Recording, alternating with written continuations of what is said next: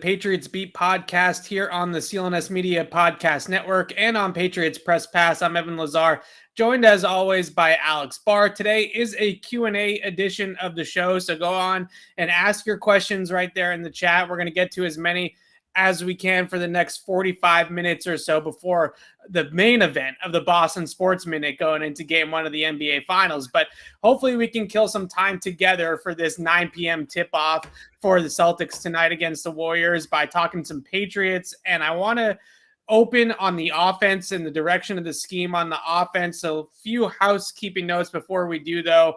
Next week is mandatory minicamp, Tuesday through Thursday, down at Gillette Stadium. It's closed to the public, but it is open to the media. So Alex and I will be out there all 3 days breaking down what happens on the practice field, where we should actually get to see some real football next week. Not like the practice we were at on Tuesday, where it was mostly conditioning and walkthrough periods.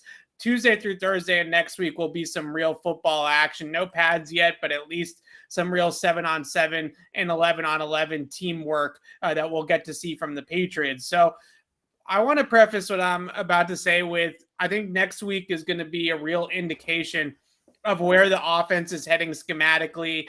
And maybe these first couple of OTA practices could have all been smoke and mirrors or just something that they were working on, but not really planning on completely overhauling.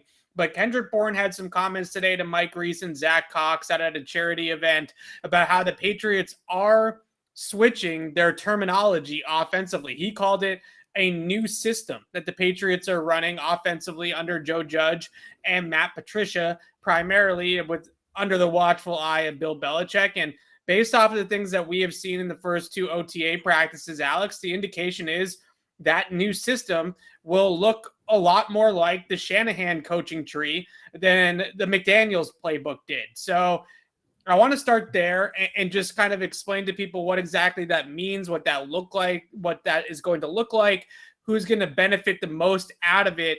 But what is your initial reaction to hearing Kendrick Bourne use the terminology new system over the last couple of days? That's a pretty big phrase to throw out there for the Patriots. I don't love it. I'll be honest. I don't think a full-on switch to the Shanahan system is the best thing for this team right now. I think that they've got tremendous depth at skill positions. I don't think the Shanahan system capitalizes on that. I think they've struggled developing scheme touch players in the past. A lot of that system involves scheme touch things, so that kind of worries me a little bit. I would have liked to see them just modernize the current offense they had. I don't think they needed to change everything. We'll see what it looks like. We'll see if it's a full-on thing or if this is just something they're adding. But I'm a little worried about it. I'm going to be honest. I'm a little worried about it. Yeah, it is a big overhaul to change it up completely into the Shanahan tree. And I want to outline a few of the key differences so that we can break them down a little bit further between what the Patriots typically did under Josh McDaniels and what the Shanahan tree does under Kyle Shanahan, Sean McVay, Matt LaFleur. That entire tree has had a lot of success and now has a lot of branches in different places in the NFL as well that are head coaches, OCs running that type of system. So the biggest difference, I would say, between the Shanahan tree and the Patriots over the years is that the Shanahan tree majors in zone blocking. They are an outside zone based foundation with some inside zone sprinkled in there and some split zone to get into the particulars, but they are a zone blocking scheme. They are a scheme that's looking to set up cutback lanes, that's looking to bounce runs to the outside. Typically, you see linemen blocking outside zones, so you're stepping towards the sideline and flowing horizontally to stretch out the defense and create those creases to cut back across the grain and up the field. This is not a vertical run game, not a downhill run game. The Patriots in the past have typically been a pull the guard, lead the fullback through the hole, and get downhill and knock over the defense like bowling pins. This is a much more stretch horizontal type of look where you're trying to get guys that are fast, that are good ball carriers in space to create with the football. So the foundation is really that blocking scheme, outside zone. From there, you then build into it things like outside zone bootleg play action, right? Where you're running outside zone up front and then you bootleg the quarterback off the play action fake and you create deep shots down the field off those bootleg actions, which we've seen the Patriots drill a ton of out at practice over the last 2 weeks. So you have outside zone, then you have bootleg action. And I think the third biggest thing that you were just getting at, Alex, is the Patriots, although they did it a little bit, for the most part, they are a pre-snap shift team, not a pre-snap motion team. And there's a big difference to that. Shifting is just, we're going to take one wide receiver on the right side of the formation, and then we're going to move them on the left side of the formation. And all that is a way to indicate the coverage, to change things right before the snap, to confuse the defense, and to basically just change the formation. What the Shanahan tree does is they use pre-snap motion, which means that jet motion, end around motion, and even blocking motion. But with those two first ones, they are motioning to get the football in the hands of the player in motion, right? Or they're using it as a decoy. Because they do that so often, where they actually hand the ball off to the jet motion, now all of a sudden they are doing it to mimic it in what you would call a ghost motion, where you're faking the motion to get them to look over here and then you hit it over there. So you mentioned scheme touches. That's sort of what that's getting at. Now, if we have to spin it forward, I think the biggest question is what you hinted at there, and I see it in the chat already. Why this direction instead of moving towards the Alabama offense, the Sarkisian O'Brien model down at Tuscaloosa that Mac Jones ran in 2019? Why would the Patriots go in this direction instead of going in the direction of that Alabama offense? I can't tell you. I don't know, especially because it's not like they brought in somebody from the Shanahan system, right? When we were talking about potential new coaches, offensive coordinators, Zach Robinson was the guy we talked a lot about. Yeah. And that was the thing. It was like, all right, well, if he comes in, they're going to have to run this. I don't know why. Maybe because that system has had success against Bill for the most part over the last few years. I think we all remember that game in 2020 where the Niners came in and just beat the bag out of the Patriots with Jimmy Garoppolo under center. Maybe it's that. Maybe it's something he sees in the way Buffalo and Miami and the Jets are building their defenses, that he thinks this is the best way to compete in the AFC East. You'll see teams make scheme decisions based on things like that from time to time. But I can't come up with, maybe it's as simple as Jonnu Smith. Yeah. The one player in this offense who's going to benefit from this more than anything else is Jonnu Smith. And by the way, in terms of just skill position players, the second most logical fit here is N'Keal Harry. So if you want to figure out how to try to maximize those investments, this kind of shift would do that. I know that's going to kill some Patriots fans. And by the way, another player who's a really good fit for this scheme is Isaiah Wynn. Yeah. So maybe they're just trying to get the most out of those guys. Maybe those are guys they see that have underperformed, that they don't like that have underperformed, and they want to try to tailor to those guys. Realistically, it's probably a combination of multiple things, but it's hard to think of a reason when you have, Mac Jones, when you have this Alabama presence, you're bringing back guys who have been in your system or have been in related systems, and Joe Judge and Matt Patricia and guys like that, why you wouldn't go that route. Because I think the Alabama system, the Patriots system are relatively similar. The Alabama one just has some more RPO stuff added in. I don't know why you wouldn't go that route instead of reinventing the whole thing. So my one theory that you didn't already float there, and I want to get to the Jonnu angle of this in a second, because I do think that that's a factor. The one thing you didn't bring up there that I think is a factor here is simplification.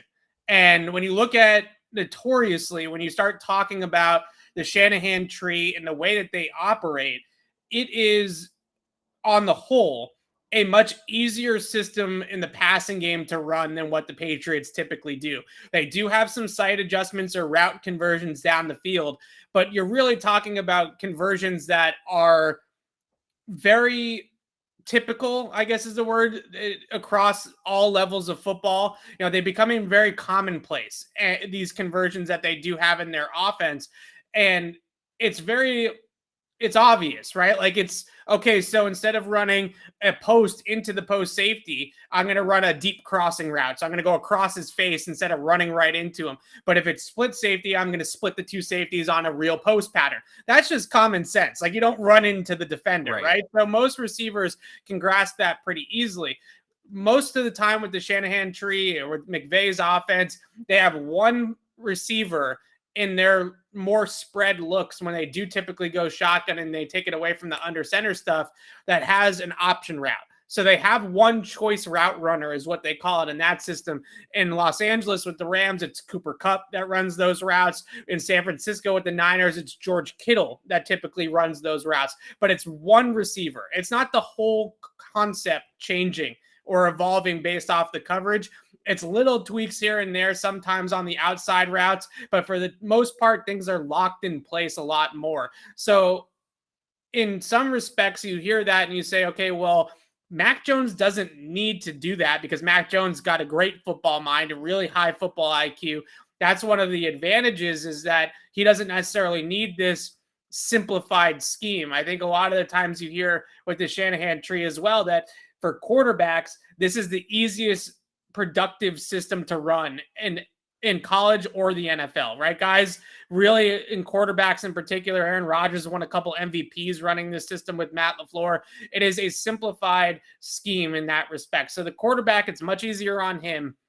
But it's also easier on the receivers, which I think is a big part of this because you had draft Tyquan Thornton. You mentioned N'Keal Harry, trying to make it easier for guys to be integrated into the system. Both young and veteran players that they sign or trade for is a big part of this. And the other thing that I think is a factor here is coaching.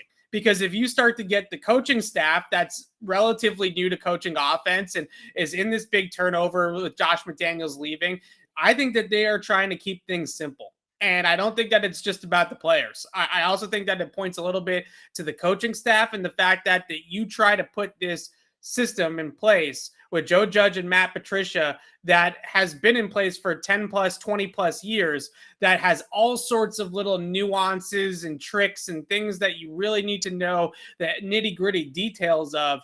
You might get yourself a little bit bogged down if you're the coaching staff as well. So I look at this and I say, they're trying to keep things simple on multiple levels. And for the receivers that are coming into the system, I actually don't think that that's a terrible thing. I don't love that they have to, for lack of a better term, dumb it down a little bit for the coaching staff, right? Like those guys shouldn't need it to be dumbed down. But for the receivers, for Tyquan Thornton, it probably is the best that he's not going to be bogged down by the route details and the route tree that the Patriots typically use with Josh McDaniels.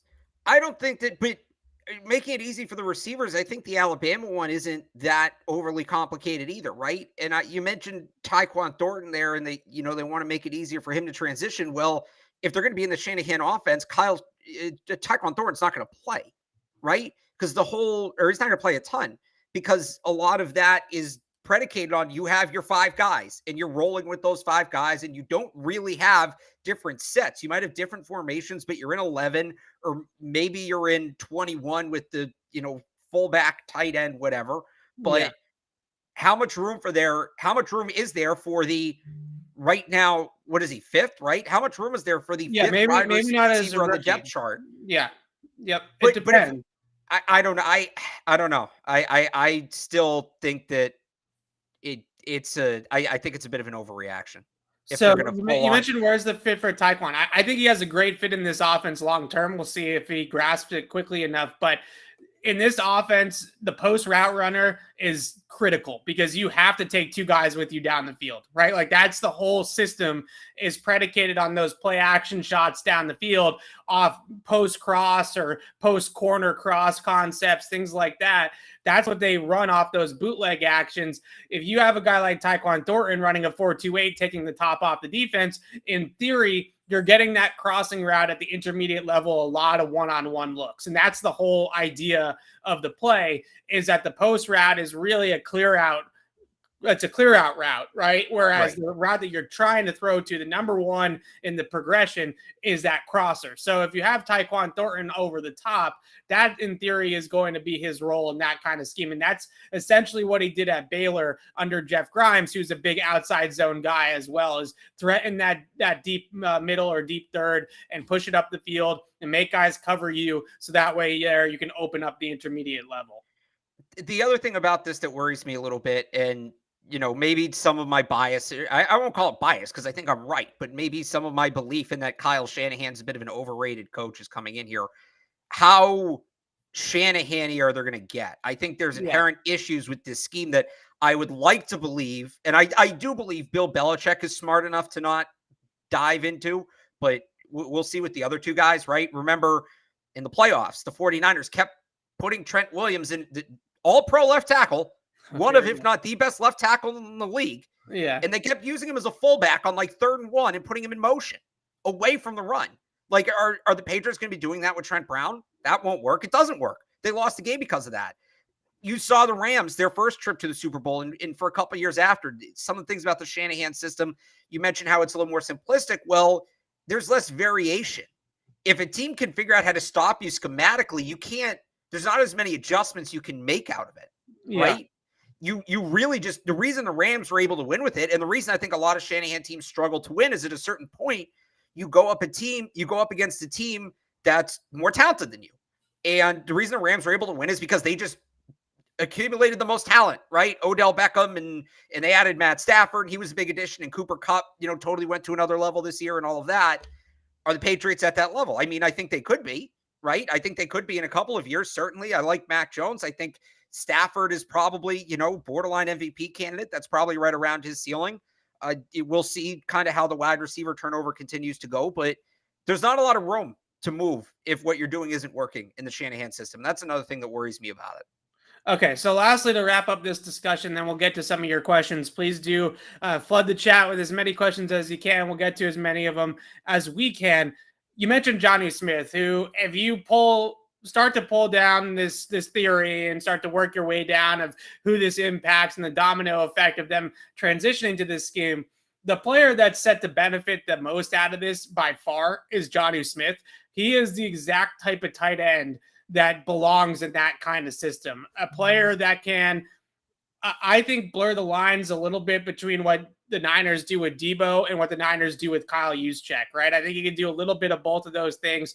He can be the guy that is on the scheme touch element of the offense, whether it's end arounds, jet sweeps, motion screens into the flat, things like that we've seen the Niners do. You mentioned that game in 2020, we saw them do that ad nauseum to the Patriots, throw those little motion screens where they bring a guy across into the flat, they set up a little bubble screen on the outside for him, and you get the numbers there and you run it down their throats.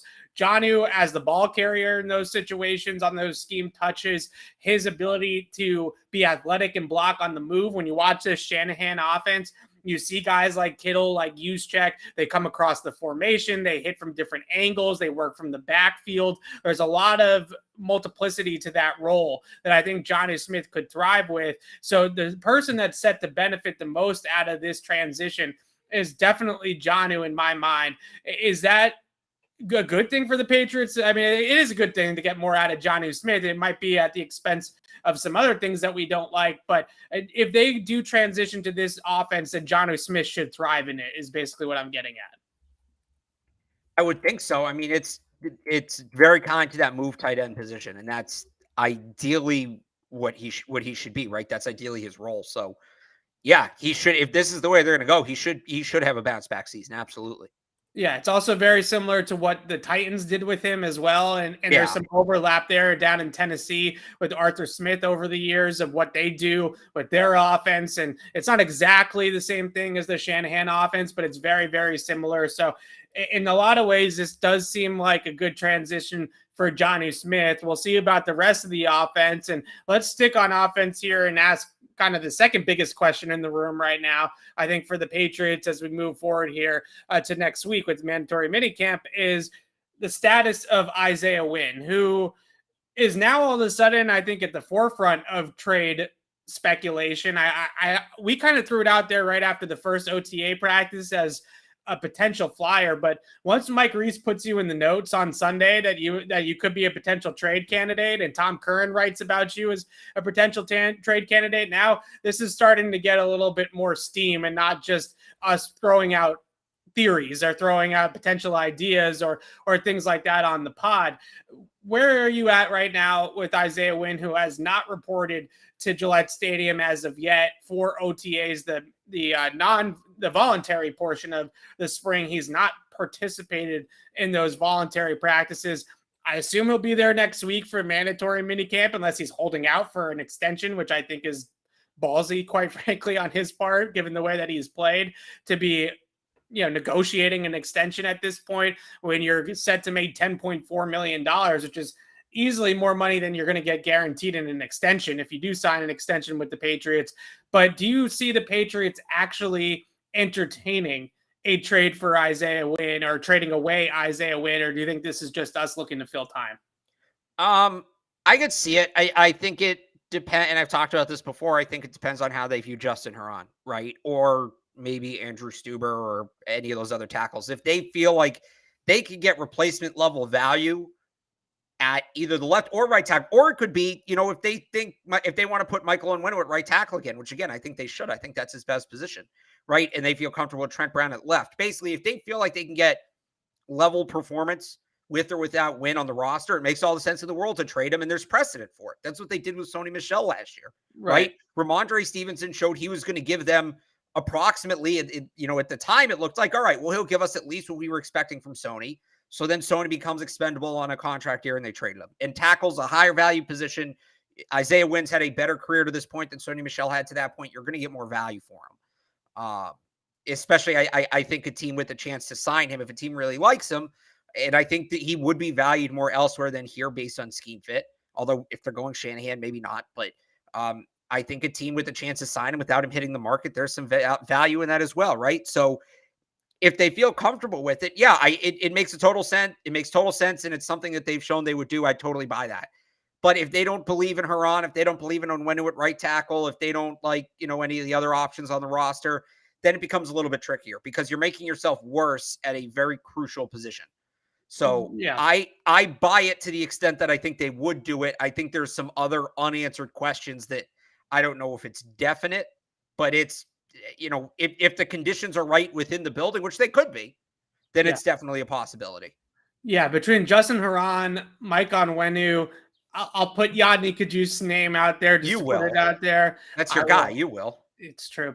I love the draft pick at the time. Andrew Stuber, even I think we can mention too, although we haven't seen much of him. He's another name that played right tackle his entire career at Michigan, basically. So he's somebody else that could play on the right side with Trent flipping over to the left side. If any one of those guys gives them solid play in training camp and in the preseason where they feel confident enough that they can move on from Isaiah Wynn, it solves a lot of ills for them cap-wise. It's $10.4 million of cap space that gets you right in position to be able to afford everything that you need to do throughout the rest of the season, plus maybe potentially add another player from the outside too if you want to go ahead and add a player. So in a lot of ways, it's it's getting a lot of things out of the way with one move, right? You check a lot of boxes with one trade. Now, I think the biggest question that you have, other than the fact of, it makes you worse potentially. And are you willing to take that step? And are you willing to take that risk with protecting Mac Jones in particular after you drafted a guard in the first round? And that seems to be an emphasis overall, is keeping Mac upright. To trade one of your starting offensive linemen is a little bit of a different approach than that.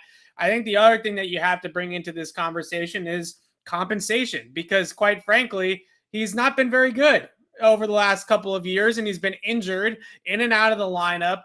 I don't think he was particularly great last year. I think that was kind of a down year overall for Isaiah Wynn, especially in the first half of the season. He started to figure it out.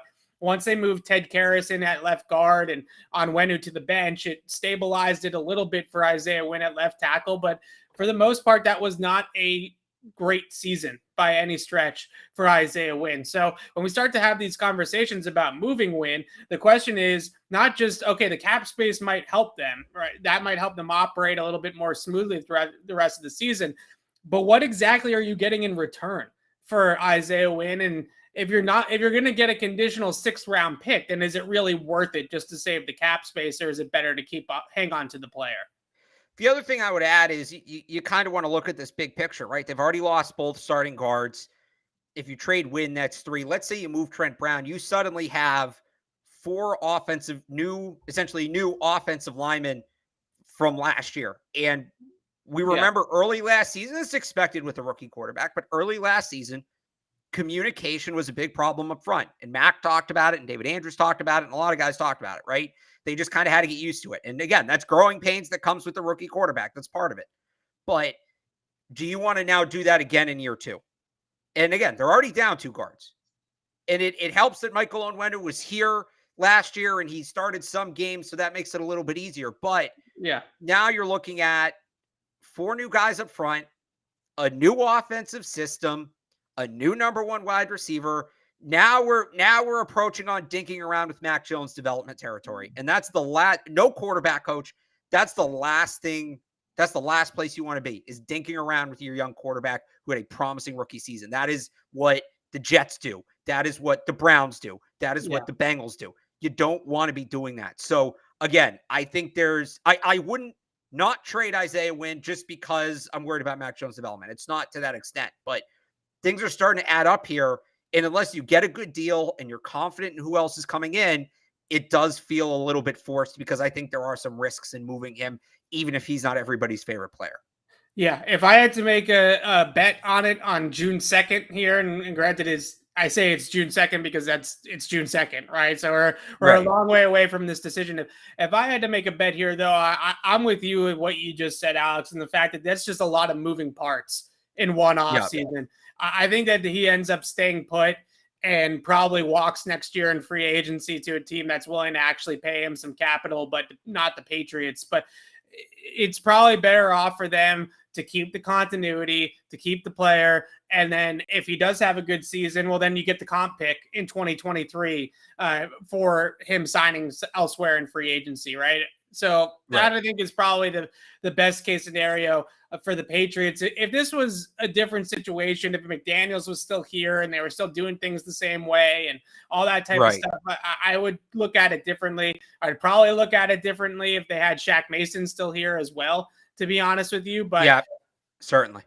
If at the end of the day, it wouldn't completely surprise any of us, though, because if Justin Herron is 85% as good as Isaiah Wynn is, and he's a 10th of the cost of Isaiah Wynn this year, then those are the types of moves that they make. That's the type of way that they operate, that if they can have the same production and the same level of player for a fraction of the cost, then they're going to go ahead and make those types of moves. So we'll end up see what's happening there with Isaiah Wynn. I'm sure that will continue to be a storyline. I haven't seen this exact question in the chat, but I think that it kind of goes hand in hand with Nelson Agholor too. So we can just bring that up now as well. Do you see this as it's kind of a similar situation, right? Where they have a younger player in Tyquan Thornton who is potentially cheaper and maybe the same effectiveness as a guy like Agholor, who's due $14.8 million on his contract in terms of the cap hit for the 2022 season, is most likely not going to produce or have the opportunity to produce like a $14.8 million player. The Patriots can save $9 million by trading him. They can even save $4 million by releasing Nelson Agholor if they don't have a trade partner and they think Tyquan Thornton's ready. This one, to me, actually is more realistic in a lot of ways for cutting or trading Nelson Agholor than trading Isaiah Wynn, because it's easier to move his contract, I think, first and foremost. And secondly, I have a lot more confidence in the guy they drafted 50th overall than I do in some of the options that they have at backup tackle right now. Yeah, I mean, you hit it right there. It's that big if. It's that big caveat. Where's Tyquan Thornton at? If Tyquan Thornton truly needs a redshirt year, I guess I under their old system, you can't move Agholor then, because you need 4 or 5 receivers. If they're going to Shanahan it up and just use 3 guys, then maybe you're okay. Then maybe that makes it a little bit easier. So I could see it. I think it hinges on Thornton ultimately, but I could see it. Ultimately, though, doesn't it, when you say it hinges on Thornton, If all they're going to do is have Nelson Agholor running wind sprints like he did last year, well, you just got the fastest guy in the draft at the position. Can't he just go out there and run wind sprints? Like, I know that's a simplification, and I'm not the simplification type of guy, but when it comes down to it, if you're just asking him to clear out coverage anyways, then Tyquan Thornton gets the reps. He's got the speed. We know that. And he's a fraction of the cost. I just don't see the argument necessarily, unless you're really banking on the fact that if you slow play it with Tyquan Thornton, you're going to have a perennial 1,000-yard receiver in the long run. Whereas maybe they're concerned that if they throw him out there too early, then they deter his development, right? Maybe that's the case. Yeah. But I don't know. What I would say to that is, I think at the very least, even though his numbers weren't productive, I think teams respected Nelson Agholor last year. Yeah. I mean, look how different defenses looked with him on the field versus off.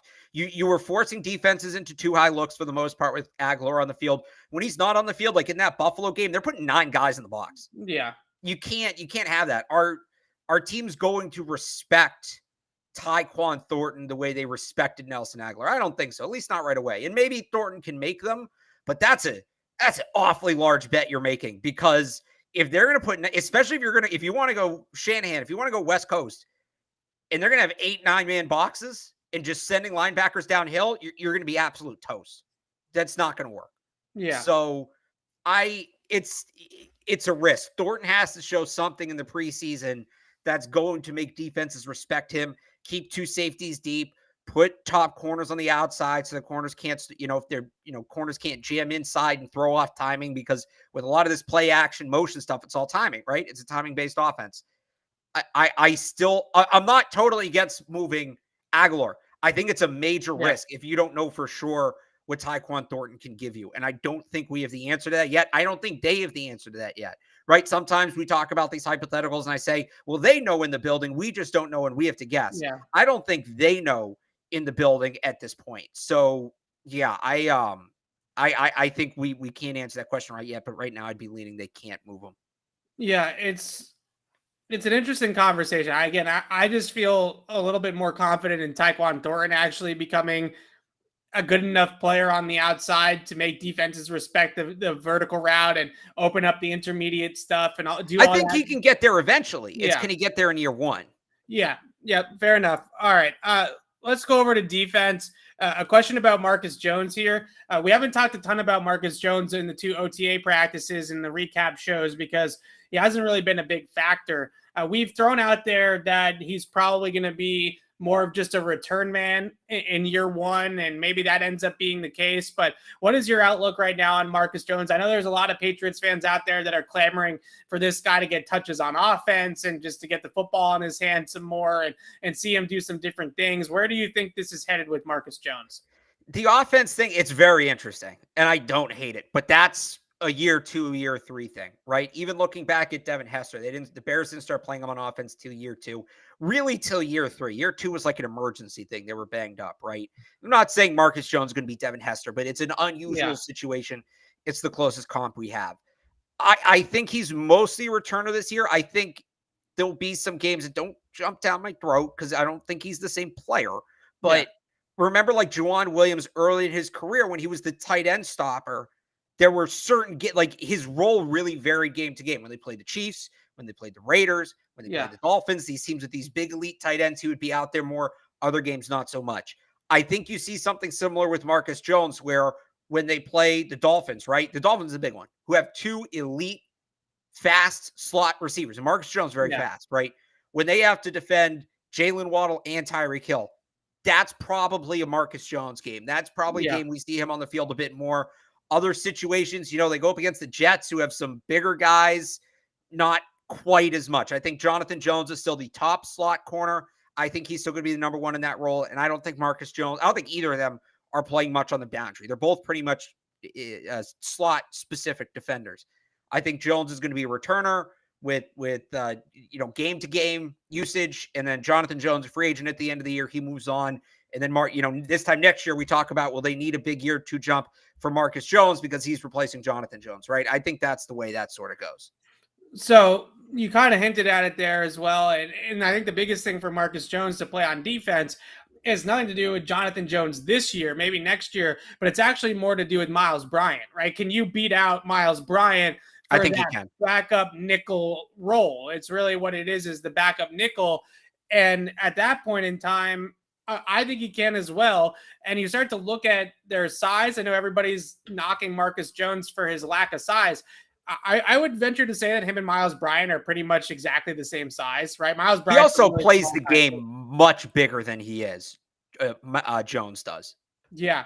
So that's the difference there, I think, is that Marcus Jones, I do think, has an ability or a chance here to beat out Miles Bryant as the second nickel or the backup nickel to Jonathan Jones. And then, like you mentioned, in certain games, when they go defensive back heavy, when they want to get more speed on the field to match Tyreek Hill and Jalen Waddle, he's going to have some opportunity there. And then you also think about, well, Jonathan Jones got hurt last year, and then Miles Bryant had to come in. And although it was good for a couple of weeks there in the middle of the season, played a great game against the Chargers, played some good games in that winning streak.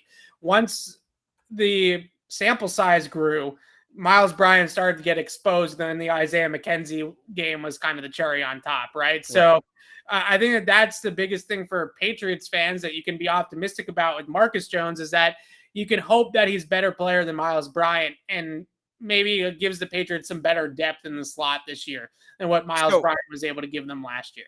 If we want to go back to it, and unfortunately the sample size isn't huge because the first 3 weeks last year, Patriots didn't have a second slot corner on the roster. That's how much they liked Jonathan Jones. It was just him, and that was that, right? Yeah. He did play weeks 4 and 5, and I think week 5 was Jonathan Jones' last game of the season, if I remember correctly.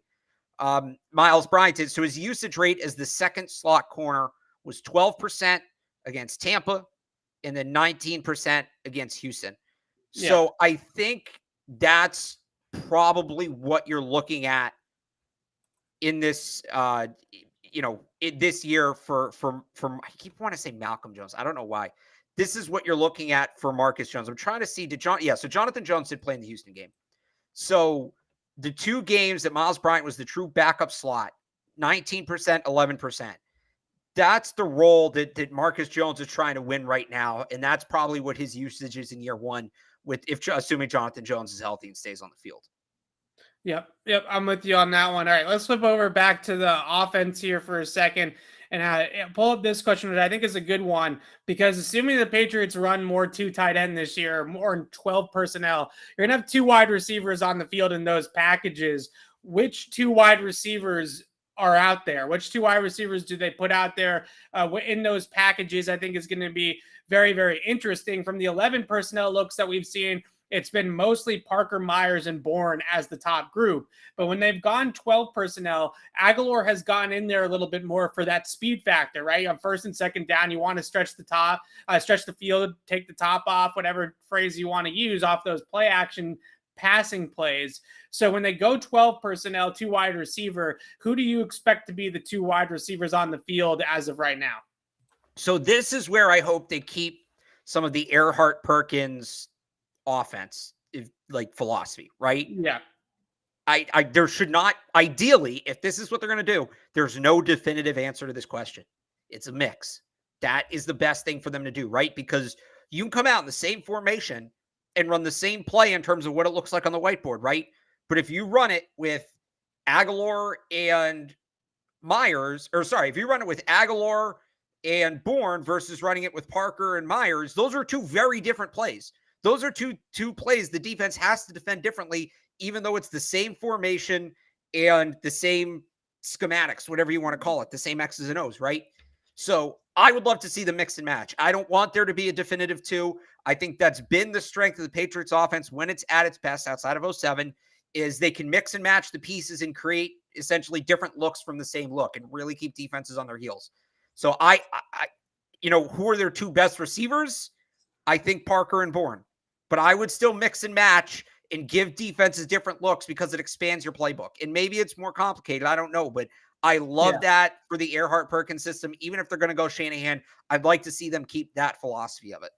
Yeah, because it's a good point about the difference between these two schemes, because with the Shanahan scheme, the idea is to have everything actually look the same, but it be a little bit different, right? So you Right. want to have the play action passes marry up to the run concepts, and everything is same personnel, same formations for the most part, but we're gonna smoke and mirrors it. It's a little bit of deceptiveness pre-snap and things like that. Whereas with the Earnhardt Perkins offense, it's basically we're going to flood you with volume, right? We're going to have hockey lines of personnel groupings coming at you.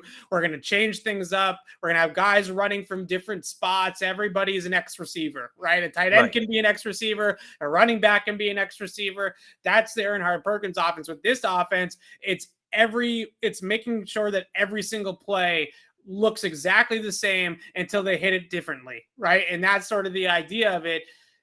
With the receivers, I think if you're going to go full Shanahan, I think that should be the phrase that we use from now on, is if they're going to go full Shanahan, you have to have some speed on the outside in that offense. That's not an offense that, to me, is a great fit for Devontae Parker and N'Keal Harry on early downs, right? Like, that's not really where I think they should be living, because honestly, if you're going to be able to get up the field and take the top off, like, those are the most important things. And really the whole key to this concept is getting that intermediate route going, whether it's a crossing route or something like that. Usually it's over the middle. It could be a dig.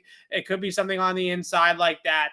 But for the most part, you're hitting crossing routes off of play action. And in order to get that going, you got to take the safety down the field. You have to. So if Parker is your X receiver and you have no real speed element on that outside, that I think worries me in that kind of offense. And that's why I would look for guys like Agholor. If it's not Agholor, then it'll probably be Tyquan Thornton.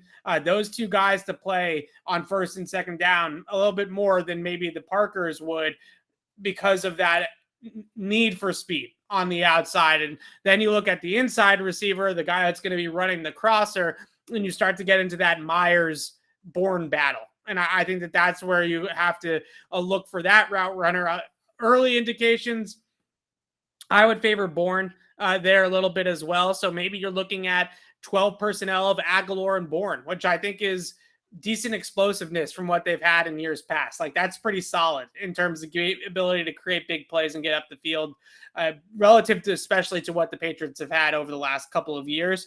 I would just hate to see them go full Shanahan and then put Parker and Myers out there. No disrespect to either one of those players, but you need to have some explosiveness and some speed coming from those two.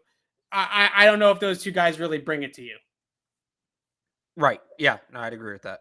All right. So you need some. It's run after catchability. That's really what you're dancing around. It's run after catchability. Yeah, those guys are good receivers, but they're not rack guys. Yeah, as you run after catchability on the outside, it's taking the top off, it's taking the coverage with you down the field, and then on that intermediate route, exactly, you want to have somebody that can run into those crosser windows and then take it to the house from there, like Debo does so often for the 49ers, or Cooper Kupp does so often for the Rams. Kendrick Bourne definitely fits that mold a little bit more than somebody like Jacoby Myers. So we'll see what it ends up being. I don't think that means they phase Myers out by any means. I just think Myers becomes the true slot in 11 personnel situations, right? He's going to be the real slot receiver, whereas Bourne is going to be Z, and then Agholor and Parker will be your X's, depending on the situation and what they're trying to do. All right, let's wrap it up here with one more question. Delusional Patriots fan, maybe you're a little bit delusional per your name, but you're asking some good questions. So I'll pull up another one of your questions here about the pass rush. Outside of Judon and Barmore, which is what we saw last year, that was the two-headed monster. Right. Those two guys were able to get after the passer. During the win streak, that was a big part of their defensive success, was unlocking those two players and getting after it. Where's your confidence level in anybody else emerging outside of those two? Because eventually it did rear its ugly head that they only had two guys that could really get after the quarterback. Well, I feel like the plan is for this player to come internally, right? Talking about, or I don't know, maybe I'm misreading this question. Is there any hope for another player?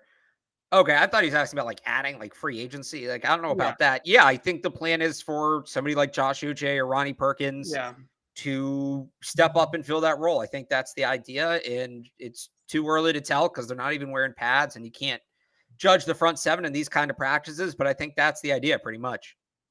Yeah, Josh Uche seems to be the guy. That's what I think they all are hoping is going to bring some more juice to this pass rush. And maybe Ronnie Perkins is a factor as well. I actually look at Ronnie Perkins and his tape at Oklahoma and have better hope that he could be a factor on first and second down, setting the edge of the defense. I think he plays with good pad level anticipation with blocks, power for his size. I think that he could fit into that type of role. If you're looking for somebody to come in and bring some juice to the pass rush, it's clearly that they are hoping that it's going to be Uche. I also wouldn't sleep on Cam McGrone as an interior blitzer. He was really good at that at Michigan. I think that's the hope there as well, is that he could bring some of those inside Hightower-esque type blitzes up the middle and be a factor in the pass rush in that respect as well. So some pass rush talk there for you. They have huge hopes, I think, for guys like Josh Uche and Cam McGrone to bring some speed, to bring some explosiveness, not just in coverage, not just in space, but also getting after the quarterback and being able to get downhill and get to the QB. So that will wrap up the Q&A edition, Alex, of this Patriots Beat podcast, because we got to give some time here to the Boston Sports Minute. This is a story right now in Boston, obviously, is what's going to be going on at the Chase Center, right? That's what it's called out there in San Francisco. Yeah, I thought it was one of those ones that got named after crypto. The Chase Center out in San Francisco tonight, game 1 of the NBA Finals, Boston Sports Minute. Oh, it is the Chase Center. Right now here for you here on Patriots Beat. Alex, what's your feeling about game 1 here tonight? I think we might be differing in opinions here on our game 1 predictions, but I'm interested to hear yours now. Well, I'll say this. I think that the Celtics have, even though and we all admitted this, they needed the break there coming off of whatever it was. I think it was 11 games in 20 days or something like that. They have not played well when they've had extended layoffs, right? They lost the first game of the Milwaukee series after about a week off. They had whatever it was 5 days before game 3 of that series, which they lost. And they also lost game 1 against the Heat. They've lost game 1 of the last 2 series. I think it's certainly a feeling out process. I think a lot of people talk about them being familiar with the Warriors, and I think that's true to an extent. But I think there's a difference between the Warriors in December and the Warriors in June, right? In any given season. I think that this is a team that cranks it up in the playoffs. So I think it's going to be a bit of a feeling out process for the Celtics. I hardly, think it tonight decides the series, but I think the Warriors ultimately take this one tonight. I think that they're going to, everybody's talking about it. It's like the Patriots and the Chiefs, right? Where everybody's talking about the Chiefs as this young upstart team, and the Patriots came out and just took it to them. Right. And set the record straight. I think the Warriors, not necessarily in the whole series, but I think tonight, I think they have a little bit of a chip on their shoulder. 538 has the Celtics at 80%. ESPN has the Celtics at 86%, which is way too much. Even if you're picking the Celtics, you shouldn't be that confident in it. They got Steph Curry still, who's an unreal shooter, the best shooter in the league. I think the Warriors end up taking the game tonight. I think it's going to be a frustrating one.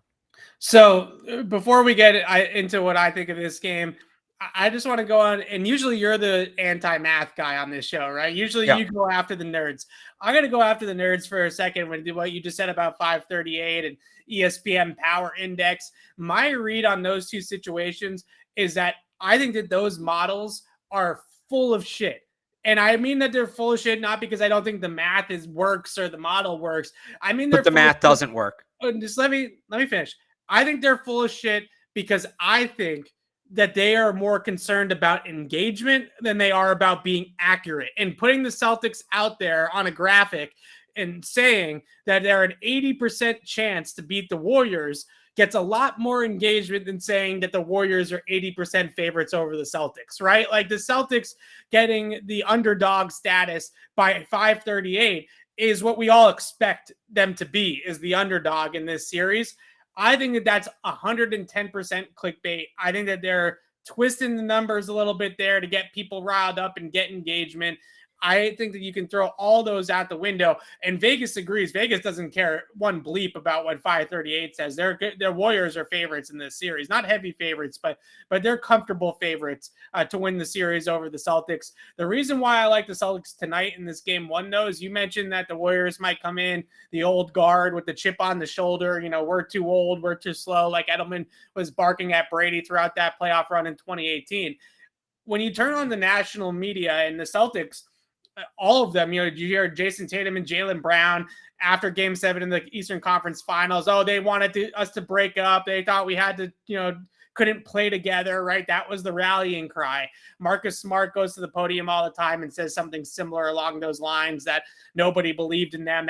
They're using that as fuel, right? They're using that as their chip. When you turn on ESPN, when you turn on FS1 First Take or whatever it's called, Bayless and Shannon, Skip and Shannon and their show, the bottom line graphic isn't finals prediction. It isn't, are the Celtics, going to beat the Warriors? It's, do the Celtics have a chance to beat the Warriors, right? Like, can the Celtics make this more than a 5-game series? Like, that's the national kind of coverage of this series right now, is that the Warriors are going to come in and stomp the Celtics. Like, there is no sort of Celtics angle to that at whatsoever in terms of positivity. And I think the Celtics are going to use that as fuel. I think it's the other way. I think the Celtics are going to put up on the bulletin board that on Skip and Shannon this morning, they're asking if the Celtics even have a chance to make this a series, let alone win the title. And they're going to play the nobody believes in this card. And if you're going to truly play the nobody believes in this card effectively, then you need to win game one. Like, that's the game where you need to come out. You need to be a heavyweight. You need to knock out the Warriors in game one and announce your presence and say, this isn't going to be a 5-game, gentleman's sweep. Like, this is a series. Like, we're coming here to win this thing. I think the Warriors might be sleeping on the Celtics a little bit. I think there is that natural feeling of the Celtics, after so many chances to break through, might actually just be happy to be here. Right? I don't know. I think the Warriors are, and I think the narrative about, how experienced are they in the finals, I think there's something to that. I don't think it's as big of a deal as everybody says it is, but one of the things is I think they've been to this point enough times to know that when you get to this point, you can't overlook the opponent. I think too, another talking point a lot this week has been the 9-7 record, right?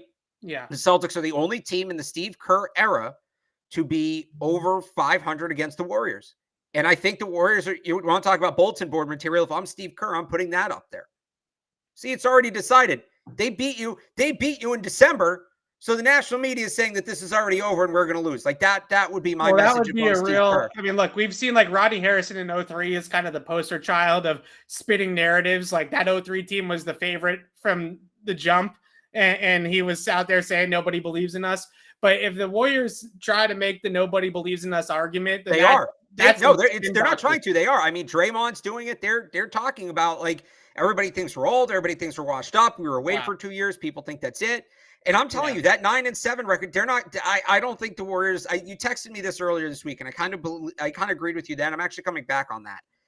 I don't think the Warriors are going to sleep on the Celtics. I don't. I think that 9-7 thing. Think about what that says. Think about what that really says.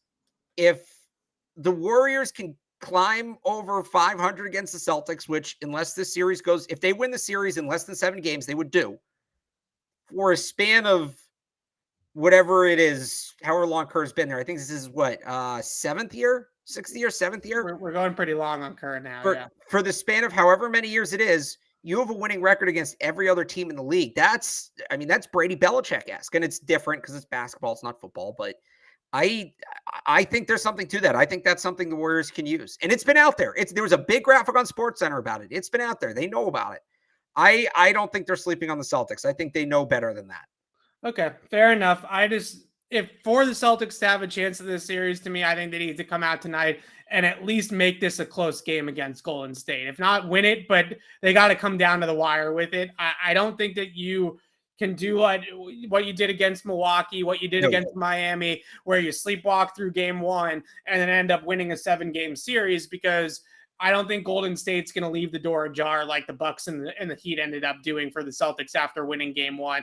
You mentioned the Celtics haven't been great in game one. They also won game one of the Brooklyn series at the buzzer, right? The Jason Tatum buzzer beater won game one in that series as well. So game one has been a little bit shaky for Boston in this playoff run. But I like the Celtics tonight. I think they're going to come out and try to prove a point to Golden State that they have a chance in this series and that it's not going to be a cakewalk for the Warriors. Just and kind of come out and send the message. If they're going to win the series, I feel like they got to do that. I feel like they got to send a message here tonight and win this game. Before we sign off, a couple of retirements in the NFL that I wanted to get to quickly, Alex. Ryan Fitzpatrick hanging it up. Fitzmagic no more. It sounds like he's going to be an analyst somewhere, Amazon or Fox or something like that. So it's not going to be the complete end of Ryan Fitzpatrick in the NFL world.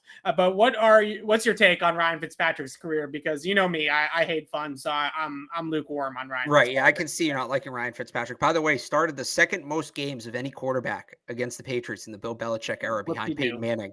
Regular season play. Well, no. I mean, it's a tight end of the Patriots. The Patriots fans saw him more than anybody but Peyton Manning. So I think there's, we're familiar with him. Obviously, he spent a lot of years in the division. I think there's something to that. Yeah. He one of the most unique careers, I think, in NFL history, right? He came out of Harvard. In case you didn't know that, Ryan Fitzpatrick went to Harvard. Get those in while you still can. He was a third string. He kind of bounced around and he just seemed to keep finding places to play. And it was interesting when Ryan Fitzpatrick was ingrained in the starter, right? When a team gave him a big contract or the second best quarterback or the guy ahead of him on the depth chart was hurt, he was like average at best. He turned the ball over a lot, whatever. When Ryan Fitzpatrick was playing for his job, when the team he was on drafted somebody or it had a couple of bad weeks and, maybe they put his backup in the second half of the game and the backup went off, the second you turn that pressure up, Ryan Fitzpatrick would play like a top 10 quarterback in the league. It was really unbelievable. And the way he played the game too, the way he played the position, Evan, we've talked about on this show, we love watching Brian Hoyer at training camp because he knows he has nothing to lose. He's going to make the team because of what he gives as a leader. So he's going to go out there and sling it and be aggressive and throw the ball all over the field and all of that, right? Ryan Fitzpatrick played every single game like that. And it was just really, maybe not if he was the quarterback for your team, it wasn't as fun to watch because it was so hit and miss. But, as a neutral observer, I go back to, remember the play against the Raiders when he was in Miami where they're yanking his face mask back and he still completes it on a dot like 40 yards down the field? Who does that? Even Mahomes isn't doing that. So a guy that a no risk it, no biscuit type of right. He played the game. He played the game like he was out in the backyard having fun. And then in the later years, you start to develop the personality. There's the famous press conference in Tampa, and then the Thursday night press conference with the Hawaiian shirt and all of that. You kind of saw him start to be a little goofy. The beard really got there. So just a fun player. I think, in some ways the best of what the NFL can be. And I wish him nothing but the best. And I think he's going to be good in the booth. The post-game interviews he did, he was good. So I'm not super psyched about Thursday Night Football and the Amazon, all of that. I think it's going to be a bit of a forced product, but if they bring Ryan Fitzpatrick and they have my attention, I think that's a good step. I don't think there's any player whose likability and hype is so skewed towards like his appearance and like what he says and like his off-field demeanor, I guess is the way to put it. Yeah. Versus how good he actually was on the field as a quarterback. He never made a playoff game. I don't think he ever won a playoff game. I don't know if you ever even made the playoffs. I'll check. In the NFL. I'm pretty positive that he has a negative TD to INT ratio. Like he's thrown more interceptions and touchdowns in his career. He was a journeyman quarterback that is so legendary for his persona and for his playing style and for the fact that he just seemed like invincible, just going from stop to stop. And he's played for half the league. He played for every team in the AFC East except the Patriots, right? He played for the Jets, Dolphins, and the Bills. The guy is like a cockroach, right? He could never be killed. And yet he was a very mediocre quarterback. So he's a legend in a lot of people's minds in this era of the NFL. And it has absolutely nothing to do with how good he was as a player. So in some ways, I got to give him props because that's hard to do, to be that well liked and that have all that hype around you and to have that much support for somebody that was pretty mid, it is tough to do, right? I mean, he was the ultimate bridge quarterback. That's he, Yeah. he was, that you bring him in for a year before you draft your guy. You look at the last couple teams he played for, Tampa, and they, then they drafted Jameis. The Jets drafted, I don't remember who in 17, Darnold, right? Miami drafted Tua. He was there. Washington, they traded for Carson Wentz. I think they'd be better off bringing back Fitzpatrick, but no, positive, by the way, positive touchdown interception ratio, 223 to 169.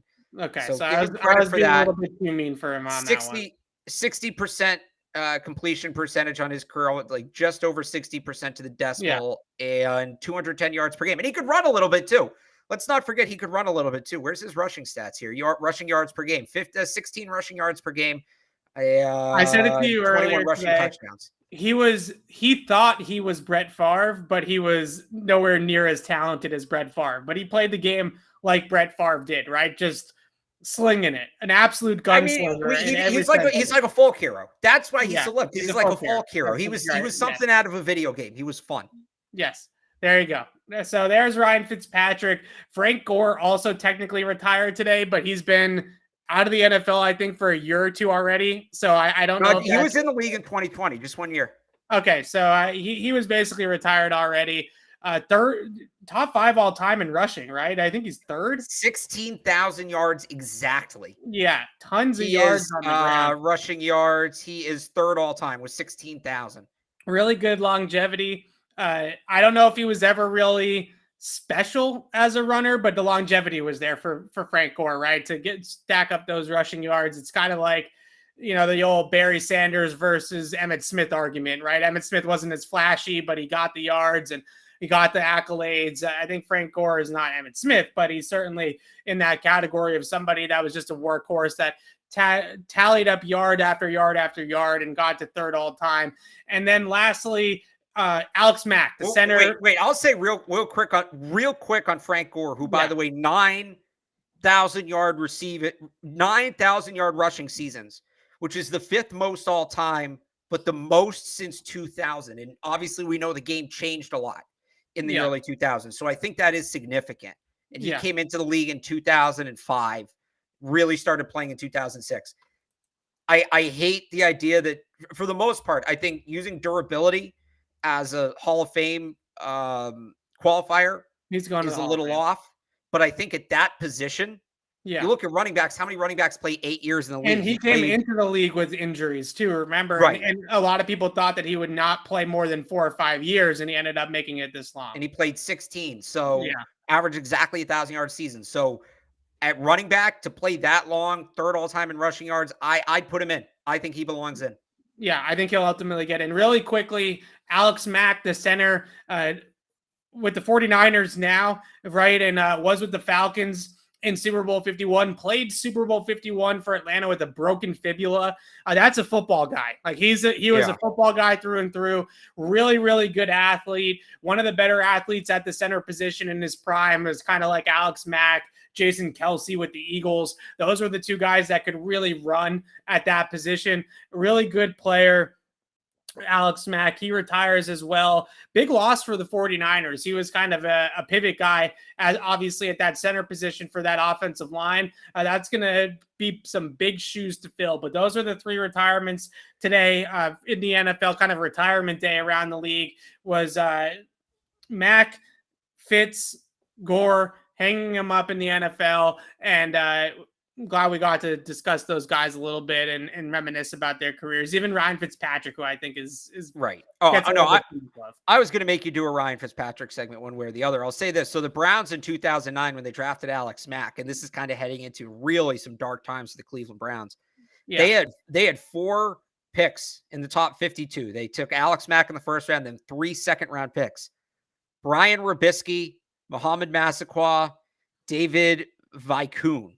Oh. So if not for Alex Mack, you're talking about an all-time draft miss in that class. And then even the year before, they didn't have any top 100 picks the year before. 2 years before, they took Brady Quinn, 22nd overall. Yes. So Alex Mack, good player. A rare draft hit for the Cleveland Browns. Great offensive lineman. Great group of guys there retiring today. This is usually the time of the year in the NFL when you're getting back out there to mandatory minicamp, OTAs, and the guys that just don't have it anymore, this is kind of when you start to hear that, right? Where I'm trying to ramp it back up for the season and my body just can't do it, right? It just isn't there anymore for me. So we start to hear a little bit more about veteran retirements, I'm sure, across the NFL. As I mentioned, next week, Tuesday through Thursday, mandatory minicamp down at Gillette Stadium. We will have Patriots Beat podcast reacting to those days. I think we won't do one on Wednesday, right? Because the Celtics played game 3. I won't be able to. Yeah, so Tuesday and Thursday, we will do shows like we normally do, recapping everything that we see down at Mandatory Minicamp in Foxborough. You can read my work on Mandatory Minicamp, CLNSmedia.com, Alex at 985thesportshub.com. So we'll both have a ton of coverage of Minicamp next week, and I'm really looking forward to getting out there and seeing 3 straight days with a full roster of some real football. So keep it right here on Patriots Beat for mandatory minicamp next week, and we'll see you all on Tuesday. Enjoy the weekend. Go Celtics. And until next time, signing off for Alex Barth, I'm Evan Lazar. Thanks for watching, everybody. We'll see you Tuesday.